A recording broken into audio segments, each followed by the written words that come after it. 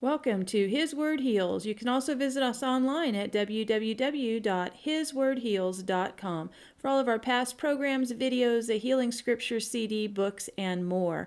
Today we're going to talk about the beast of Revelation and the horror of Revelation, and we're going to take a different look from what you might be used to from prophecy teachers. We're going to look at this with fresh eyes in light of today's events and in light of today's world powers. And we're going to see if we can figure out a little bit more about the beast, or actually both beasts, and the horror and the woman of Revelation. We're going to look at the colors specifically, and we've also already taken a look in the past in a video that you can also find on our website, again on the blog page or the video page, and it's called Mystery Babylon the Great, Who is the Daughter of Babel? And we make the case there based on physical characteristics of who the daughter of Babylon is, who the great horror is, who is going to fall when it says Babylon is fallen, come out of her, my people. So you'll want to go back and watch that video as well. This is video 2 in our Beasts of Revelation series. We did video 1 on Revelation 12, and today we're going to take a look at Revelation 13. And then the next videos will look at Revelation 17 and Revelation 18. Those are the 4 chapters in Revelation that deal with the beasts of Revelation. Revelation 12, the first video, 13, this video, and then 17 and 18. So we're going to compare all the beasts, the heads, the horns, the crowns, the colors, and we're going to see if we can figure out the puzzle that our Abba has laid out in the book of Revelation for us as it relates to the Old Testament and other scriptures in the New Testament as well. We're going to let the Bible explain itself. What did John see back then that he described the way that he did when he saw a vision of the future, the end times, the final Babylon? So Revelation 13, the beast from the sea. Then I stood on the sand of the sea, and I saw a beast rising up out of the sea, having 7 heads and 10 horns, and on his horns 10 crowns, and on his heads a blasphemous name. Now you'll notice here that this beast has 7 heads, 10 horns, and 10 crowns. Now we saw in the first video of this series, in Revelation 12, the beast or the dragon there had 7 heads with 7 crowns and 10 horns. So the 7 heads each had a crown, and the 10 horns did not have crowns yet. So this was an earlier beast. Now the image is all one beast. All these manifestations and the images are just a different look at the same beast, but it's different time periods throughout history. And so the beast of Revelation 12 represented the 7 kingdoms or beast kingdoms throughout history. At John's time, 5 were fallen. 1 was, which was Rome, and 1 was to come, which was the 7th one, I believe, was the Ottoman Empire, and it was to last a short time. Now, after those 7 were fallen, the 7 heads would no longer have 7 crowns.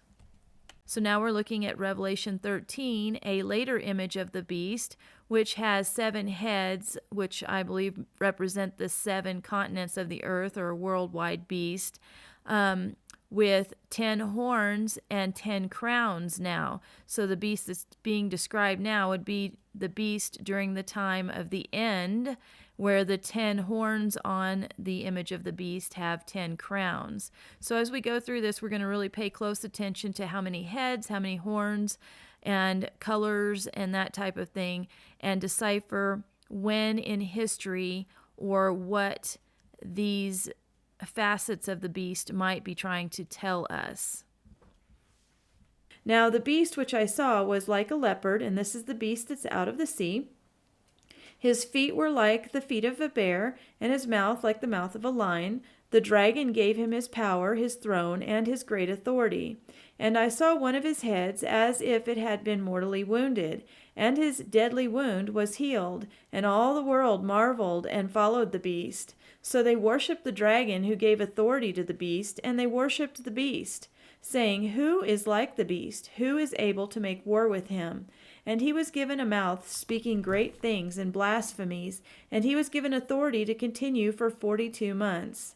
Then he opened his mouth in blasphemy against Elohim, to blaspheme his name, his tabernacle, and those who dwell in heaven. It was granted to him to make war with the saints and to overcome them, and authority was given him over every tribe, tongue, and nation. All who dwell on earth will worship him, whose names have not been written in the book of life of the Lamb slain from the foundation of the world.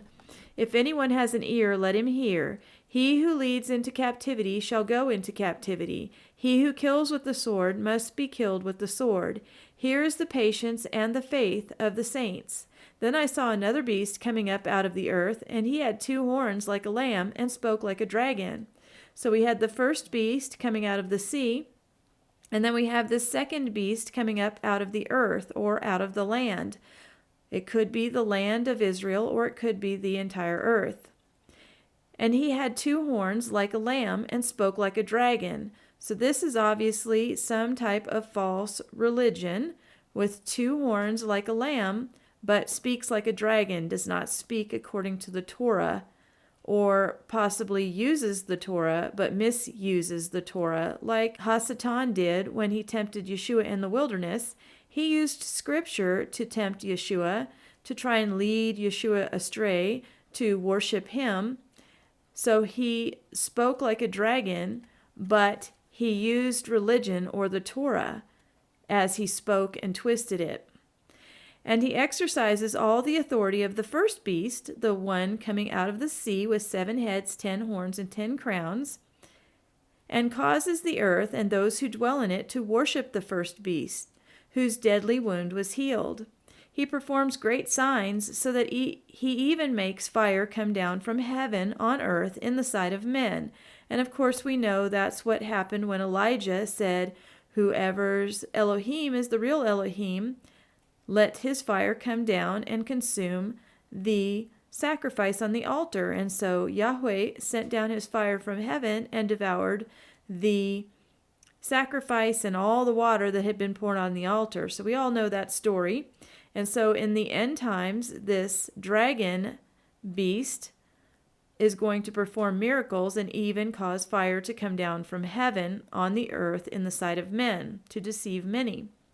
And he deceives those who dwell on the earth by those signs which he was granted to do in the sight of the beast, telling those who dwell on earth to make an image to the beast, who was wounded by the sword and lived. He was granted power to give breath to the image of the beast, that the image of the beast should both speak and cause as many as would not worship the image of the beast to be killed. And again, this is the image of the first beast, the beast out of the sea. And we're going to see that that is actually Leviathan in the Old Testament. He causes all, both small and great, rich and poor, free and slave, to receive a mark on their right hand or on their foreheads, and that no one may buy or sell except one who has the mark or the name of the beast or the number of his name. Here is wisdom. Let him who has understanding calculate the number of the beast, for it is the number of a man. His number is 666, or 666, and there are a lot of different theories about what that means, and we're not going to go into those today. Instead, we're going to try and understand what this beast is going to look like, how it possibly will manifest, and what the symbolism of the beast and the horror represent in our day. That was chapter 13. Now we'll go to chapter 17 and then chapter 18. Even though we're going to read chapter 17 and maybe part of 18, today we are focusing on the beast only. You will hear about the harlot who sits on the beast, but we're going to focus on the harlot in part 3, video part 3. So today we're just focusing on the beast. Revelation 17. Then one of the 7 angels who had the 7 bowls came and talked with me, saying to me, "Come, I will show you the judgment of the great whore, or harlot, who sits on many waters, with whom the kings of the earth committed fornication, and the inhabitants of the earth were made drunk with the wine of her fornication.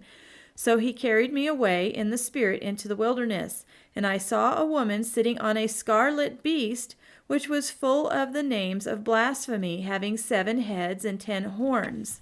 So this beast has 7 heads and 10 horns.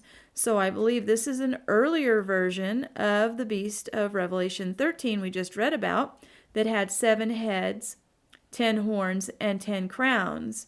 This is the beast before the 10 horns are given a crown. Since we're focusing on the beast today, we're going to skip down to verse 7. But the angel said to me, "Why did you marvel? I will tell you the mystery of the woman and of the beast that carries her, which has the 7 heads and the 10 horns. The beast that you saw was and is not, and will ascend out of the bottomless pit and go into perdition." So this is when John was writing back in the 1st century AD, after Yeshua was crucified. The beast that he sees, he is told that this beast was and is not. So the beast was not at the time of John, but will ascend out of the bottomless pit and go into perdition. And those who dwell on the earth will marvel, whose names are not written in the book of life from the foundation of the world, when they see the beast that was and is not and yet is. Here is the mind which has wisdom. The 7 heads are 7 mountains on which the woman sits. So the beast comes up out of the sea and has 7 heads, which are 7 mountains on which the woman sits. So I believe this would be the 7 continents that are lifted up out of the sea a long time ago, obviously, but it only makes sense that this beast is basically inhabiting the earth that is up out of the sea. So the 7 heads are 7 mountains on which the woman sits, the 7 continents of the earth out of the sea. There are also 7 kings. 5 have fallen, 1 is, and the other has not yet come. And when he comes, he must continue a short time. So again, in John's time, there were already 5 kings that were passed. 1 king that is, which that king would have been Caesar of that time, the Roman emperor, and the other has not yet come. The beast that was and is not is himself the 8th and is of the 7 and is going to perdition. And we're going to look at that a little bit closer here in a minute. The 10 horns which you saw are 10 kings who have received no kingdom yet, but they receive authority for 1 hour as kings with the beast. So again, in chapter 17, we are seeing the beast before the kings are given kingdoms, before the 10 kings or 10 horns are given crowns. And they are given crowns for 1 hour when the 8th beast comes. These are of one mind, and they will give their power and authority to the beast. These will make war with the Lamb, and the Lamb will overcome them, for he is Lord of lords and King of kings, and those who are with him are called chosen and faithful. Then he said to me, "The waters which you saw, where the harlot sits, are peoples, multitudes, nations, and tongues. And the 10 horns which you saw on the beast, these will hate the harlot, make her desolate and naked, and eat her flesh, and burn her with fire." So at some point, the 10 horns, which are 10 powers or 10 kingdoms, before they are given a crown, will hate the harlot, and harlots are usually a false religion or something that appears to be or should be the bride of Yahweh, but has chosen idolatry, paganism, occultism. Like a harlot, they have mixed the seed of Yahweh, the word of Yahweh, with the seed of the serpent, the seed of Satan. In other words, mixing the Torah with pagan religions and pagan gods, which is seen in Scripture as adultery or harlotry. So the 10 horns which you saw on the beast, these will hate the harlot, make her desolate and naked, and eat her flesh and burn her with fire. For Elohim has put it into their hearts to fulfill his purpose, to be of one mind, and to give their kingdom to the beast, until the words of Elohim are fulfilled. So throughout history, these characters manifest in different ways, just as there were 5 kingdoms which had already fallen, 1 that was and 1 that is to come. This beast and this woman are fulfilled by different people, different kings, different situations throughout history, but the book of Revelation is focusing mostly on the end times kingdom, the end times harlot. Okay, so now let's recap what we have read about the beasts of Revelation. This can get a little confusing, so I will do my best to make it as easy to understand as possible. As I stated earlier, we need to pay close attention to the heads, the horns, and the crowns. These features tell us about the chronology of the beast. Again, these beasts are actually all part of one image of one beast system, which is really the government of Hasatan and the fallen angels on earth. The original beast system or government was the fallen angel government before the flood, or the Nephilim government before the flood, which Nimrod attempted to resurrect after the flood. As we covered in depth in video 1 of this series, we are told about these fallen angels in Genesis 6 and then are given many more details of this event in the book of Enoch, which is then confirmed by both Peter and Jude in the New Testament. 200 angels descended from heaven, took women to mate with, whether physically or genetically engineered, I don't know, but it sounds physical. Their offspring from the angels mating with women were the giants of old, the Nephilim. These fallen angels gave mankind forbidden knowledge from heaven, including genetic modification or the mixing of species of plants and animals. These fallen angels and their giant offspring were worshipped by mankind as gods before the flood, and that is the government Nimrod wanted to bring back to earth, or he wanted to become like these gods, which he had undoubtedly heard stories about passed down from the sons of Noah. He wanted to ascend into heaven or bring these gods back down to earth by building a tower into heaven after the flood. Genesis also says Nimrod became a mighty man. How that happened or what it meant, I haven't studied in depth. However, I do know he began to be worshipped as a god. Then Yahweh confused the language of mankind, and this false religion and forms of this beast government were scattered throughout the earth in many languages with many different names for the same false gods and fallen angels, Nimrod and his mother being chief among them. Greek mythology and other false religions with similar heroes or gods are simply the stories passed down from generation to generation regarding the fallen angels, giant gods, and their fallen angel kingdom on earth. These fallen angel and giant gods, with Hasatan the serpent or dragon as their leader, are the basis for the mystery religions and are who or what the harlot of Revelation is fornicating with, but more on that later. So with this understanding, we can more clearly see that the beasts of Revelation are descriptions of different world powers and offshoots of this original beast kingdom throughout history. As shown in video 1 of this series, we saw that the statue or image in Nebuchadnezzar's dream is likely the image of Nimrod, which represents an attempt by men to resurrect the fallen angel kingdom. Remember, Daniel told Nebuchadnezzar that he, Nebuchadnezzar, representing Babylon of that time, was only the head of gold. He was not the entire image. He was part of the image of Nimrod. So then the image of the eighth and final beast of Revelation that people will worship is the image of Nimrod, who is also known as Apollyon. In Revelation 9, we are told Apollyon is the king over those fallen angels that we saw were imprisoned in a pit in the earth in video 1, and are going to be released from the pit in Revelation 9, 1 through 11, after the fifth trump, which begins the 6th year, as I've explained in past videos, why I believe the trumps sound on Yom Teruah or Yom Kippur at the end of the corresponding tribulation years. So Revelation 9, starting in verse 1. And the fifth messenger or angel sounded, and I saw a star from the heaven which had fallen to the earth. Remember, falling stars are references to fallen angels, and the key to the pit of the deep was given to him. And he opened the pit of the deep, and smoke went up out of the pit like the smoke of a great furnace. And the sun was darkened, also the air, because of the smoke of the pit.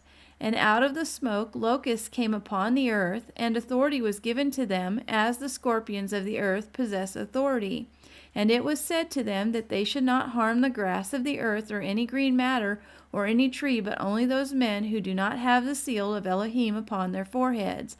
And it was given to them that they should not kill them, but to torture them for 5 months. And their torture was like the torture of a scorpion when it stings a man. And in those days men shall seek death, and shall not find it, and they shall long to die, but death shall flee from them. And the locusts looked like horses prepared for battle, and on their heads were crowns like gold, and their faces were like the faces of men, and they had hair like women's hair, and their teeth were like lions' teeth.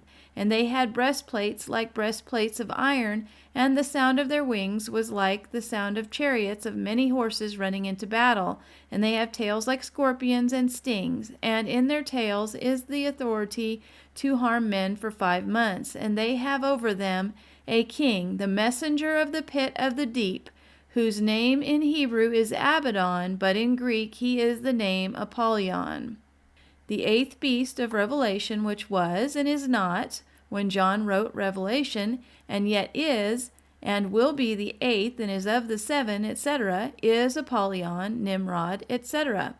This is Satan's fallen angel kingdom, and Satan's attempt to usurp Yeshua's rule and kingship over all the earth and mankind, to set up his fellow fallen angels that were cast down into the earth at Noah's flood, as we saw in video 1. They are all loosed for a short time during the end of the tribulation, as we saw in Revelation 9 when the pit is open. Then in Revelation 19 we are told what happens to the beast kingdom headed by Nimrod or Apollyon and his false prophet at the end of the tribulation. Revelation 19 through 21. And I saw the beast and the kings of the earth and their armies gathered together to fight him who sat on the horse and his army, and the beast was seized, and with him the false prophet, who worked signs in the presence, by which he led astray those who received the mark of the beast and those who worshipped the image. The 2 were thrown alive into the lake of fire, burning with sulfur, and the rest were killed with the sword which came from the mouth of him who sat on the horse, and all the birds were filled up with their flesh.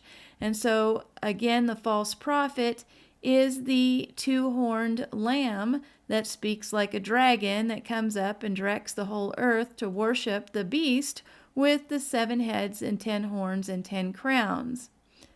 And this false prophet, this lamb with 2 horns that speaks like a dragon, is the one that causes all the earth to get the mark of the beast, the 666, and that's who's thrown into the lake of fire at the end of the tribulation, is this false prophet and the beast system that he causes all to worship.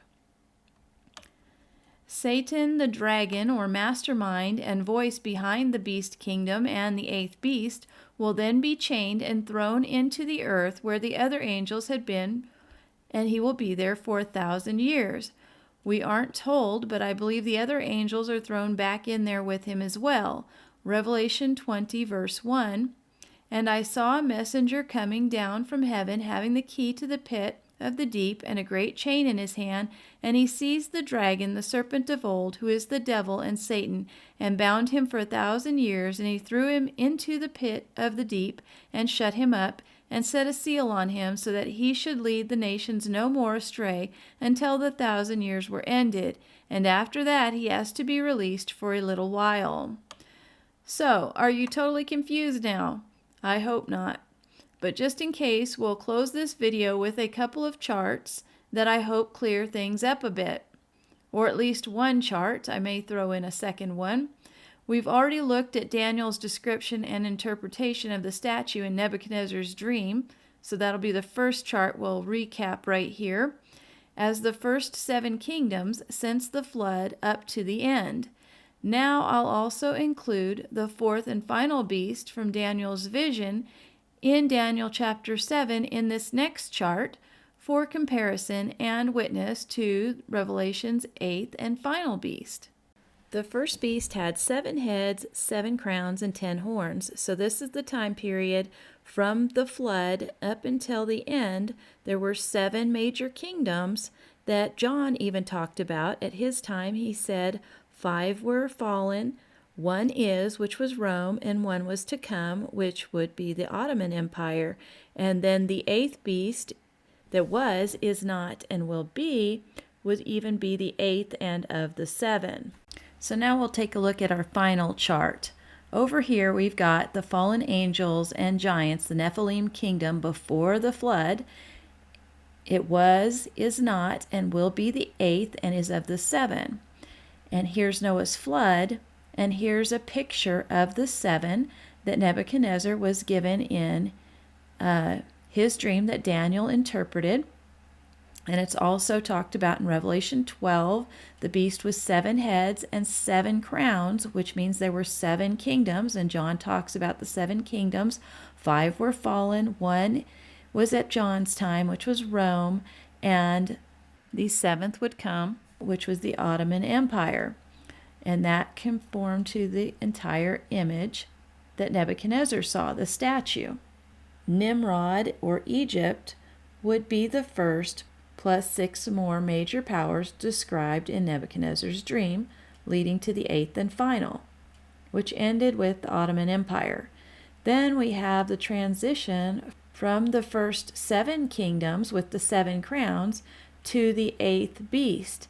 And so we see in Revelation 18, the beast now has 7 heads, but no crowns on the 7 heads, but it has 10 horns still, but there are no crowns on the horns yet in Revelation 18. So this is the transition beast between the 7 historic beasts and the final 8th beast. After the Ottoman Empire, those first 7 kingdoms were no more, and this transition beast, I believe, points to the rise of the United Nations, NATO, the United States, and Israel after the fall of the 7th Empire, which was the Ottoman Empire. And these United Nations, NATO, USA, and Israel were setting up the 8th beast kingdom. And at that time period, we're told in Revelation 18 that the harlot rides this beast that has no crowns on the horns yet and no crowns on the heads. Because those first 7 kingdoms are gone, their crowns are gone, but now we have a new 7-headed kingdom. And the harlot rides this 7-headed kingdom. And we're going to take a very brief look at the G7, which very well could be part of this 7-headed kingdom with no crowns yet. Here at worldatlas.com, we can see the G7 countries and a little explanation of them. The G7 is an intergovernmental association made up of countries that have the world's biggest, most developed economies. The G7 was previously called the G8 until Russia was expelled from the group. The G7 does not include some of the world's biggest economies, such as China, Brazil, and India. And that's interesting. There's 7 countries, and then 3 other big countries would be China, Brazil, and India, is that possibly going to be the 10 horns, or is that possibly the 10 horns? I don't know, but time will tell. G7 stands for Group of 7. It is an intergovernmental organization of the largest 7 industrialized economies in the world. The members of the G7 are the United States, Canada, the United Kingdom, France, Germany, Italy, and Japan. The leaders of the member countries meet periodically, mainly to discuss economic and monetary issues, though they also tackle political issues at times. The G7 was once called the G8 as it included Russia, but in 2014, Russia was expelled from the organization for its annexation of the Ukrainian territory of Crimea, which the other member countries viewed as illegal. So it was the G8, now it's the G7, and if you add China, Brazil, and India, you come up with 10. Now let's look at G7UK.org. The UK hosted the G7 summit as part of its 2021 G7 presidency. Build Back Better. Prime Minister Boris Johnson brought the world's leading democracies together to reach major new agreements to help the world fight and then build back better from coronavirus and create a greener, more prosperous future. The UK invited Australia, India, South Korea, South Africa as guest countries to this year's G7, which are the largest industrialized economies, and they are 7 democracies. Here we have a picture of 9 people. We need to make sure that as we recover, we level up across our societies, we build back better, and I actually think we have a huge opportunity to do that because as G7, we are united in our vision for a cleaner, greener world, a solution to problems of climate change. So these definitely could be 7 heads, and they're not individualized crowns. They're coming together as united in their vision for a cleaner, greener world. And they are democracies and not kingdoms, hence no crowns on the 7 heads. And in those ideas, these technologies, which we're all addressing together, I think there is the potential to generate many, many millions of high-wage, high-skilled jobs. And I think that is what the people of our countries want us to focus on. They want us to be sure that we're beating the pandemic together and discussing how we'll never have a repeat of what we've seen, but also that we're building back better together. So that's a brief look at the G7, which possibly could be the 7 heads of this transition beast. And then, of course, you could also go and count the United Nations and the different major agencies and organizations like the World Economic Forum and the World Health Organization. And I'm sure you could come up with 7 that way, but I believe it's the whole same thing. It includes Europe and the United States and however you want to count the heads. Then there are also 10 horns, and maybe the 10 horns have something to do with the World Economic Forum, United Nations, World Health Organization, International Criminal Court, and the like. There could be 10 of those as well. And then again, we have Brazil, Russia, and China. So I don't know exactly how it's all going to pan out, but I think in the coming years, it's going to become very clear who the 10 horns are, who the harlot is that the 10 horns are going to burn, and who the 10 horns are that get the crowns. So we just need to keep our eyes open, watching for that. But this kingdom is setting up to put 10 crowns on the 10 horns. Meanwhile, the harlot is riding this beast. Then later in Revelation 18, we see that the 10 horns hate the woman and burn her with fire. Also, Daniel's 4th beast with 10 horns in Daniel 7 in the first part of verse 8 and 19 and the first part of verse 20.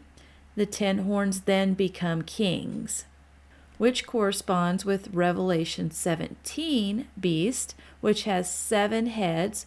One of these heads gets a deadly wound, but heals, and there's 10 horns with 10 crowns. So now the horns have crowns. After the 7-headed beast, one of the heads are wounded unto death, but then the deadly wound is healed. So I believe that is speaking of when this harlot is burned with fire by the 10 horns, one of the heads of this 7-headed beast falls. And I believe that's the United States / NATO, possibly even Israel, as one of the heads of this 7-headed beast that gets a deadly wound but heals. And when that happens, and I'm going to show you in the next video why I believe the fall of Mystery Babylon or the harlot is the fall of the United States, which is when the harlot falls, one of the heads falls. And then the 10 horns get the 10 crowns. And when the 10 horns get the 10 crowns, after one of the deadly wounds is healed, one of the head's deadly wounds is healed, another beast rises, and this beast is the false prophet with 2 horns like a lamb but speaks like a dragon. So it's going to have something to do with religion, probably with Christianity and or Judaism, and maybe even Islam mixed in. He's going to he's going to look like a lamb. It's going to look like a good religion. It's going to look biblical, but the words coming out are going to sound like the dragon, where he mixes and mingles and changes what God or the Lamb would have said. And this false prophet, the lamb with two horns that speaks like a dragon, causes men to make an image to the first beast, which was the beast which is either speaking of the first beast of Revelation 17, which has 7 heads, 10 horns, and 10 crowns, or the beast, or the original first beast, which is the image of Nimrod, which is the fallen angel kingdom beast, which is actually going to be the 8th beast. So the 8th beast is the beast that is pictured in Revelation 17 as having 7 heads, 10 horns, and 10 crowns, but he is also the first beast, the beast that was first, and the beast that returns as the last beast. That's who this false prophet is going to cause the world to make an image to and worship. And the deadly wound is healed on one of the heads, and then he causes all to get the mark of the beast, which is 666. We also see in Daniel chapter 7, the second half of verse 8 and the second half of verse 20 through 25, we see the 10 kings, equivalent of the 10 horns here. They now have crowns, so they are 10 kings, and an 11th horn, a little horn, comes up and displaces 3 of the 10 kings and wears out the saints. And so this is equivalent with the anti-Messiah, who is allowed to overcome the saints for a time in Revelation. So that's our look at all of the beasts of Revelation. In the next video, we're going to come back and take an in-depth look at the harlot who rides the beast, which I believe, of course, this is the beast that we see right now. And so when we see this harlot get burned with fire and one of these 7 heads get a deadly wound, then we know that we're heading into the final beast of Revelation, the 8th beast, which is the equivalent of the 4th beast of Daniel 7. If you'd like to be notified when our next video will be available on the harlot that rides the beast, please go to our website, scroll to the bottom of almost any page, and sign up for our email notifications. Blessings and shalom to all of you and to everyone in your home.